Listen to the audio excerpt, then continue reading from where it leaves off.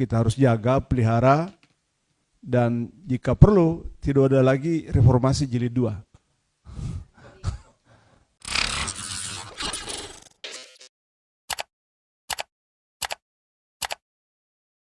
Assalamualaikum warahmatullahi wabarakatuh.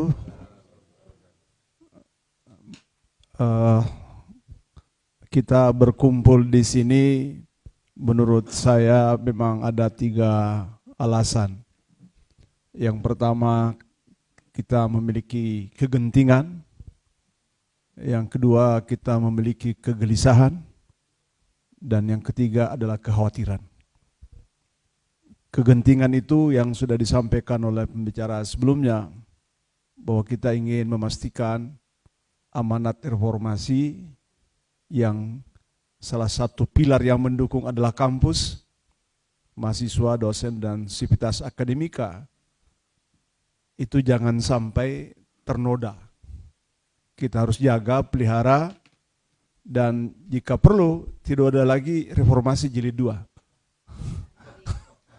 Satu kali saja reformasi, dan kita berharap inilah yang kita jaga, kita rawat, dan itulah yang menurut hemat saya yang membuat alasan kita bertemu di sini dalam rangka menjaga reformasi bagi perwujudan kedaulatan rakyat Indonesia. Yang kedua, kita kegelisahan itu karena berbagai peristiwa yang sudah kita lihat, kita dengarkan, tapi kita tidak mampu melakukan sesuatu yang secara langsung. Nah, karena itu kita bertemu merefleksikan kegelisahan itu dalam bentuk seruan moral. Karena hanya itulah yang bisa kita lakukan untuk bisa menjawab berbagai kegelisahan-kegelisahan yang terjadi, terutama yang dilakukan oleh oknum-oknum yang baik itu memegang kekuasaan hukum maupun kekuasaan birokrasi.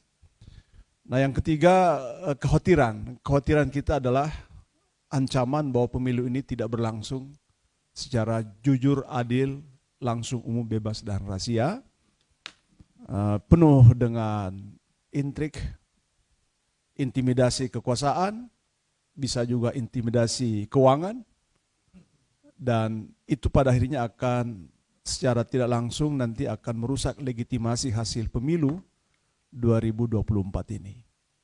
Nah, kekhawatiran ini mudah-mudahan, nah kalau Presiden mendengarkan, semua mendengarkan, penyelenggara negara mendengarkan, penyelenggara pemilu mendengarkan, dan bahkan kita juga berharap bahwa seluruh sivitas akademika juga mengawal proses-proses ini. Itulah bagian dari hal-hal yang bisa kita lakukan. Dan forum dosen ini adalah tempat terbaik, salah satu tempat terbaik untuk bisa menyampaikan suara-suara moral kita untuk sampai kepada siapapun yang ikut terlibat dalam proses penyelenggaraan pemilihan umum dan secara keseluruhan dalam penyelenggarakan sistem politik, hukum, dan ekonomi kita. Sekian, Assalamualaikum warahmatullahi wabarakatuh.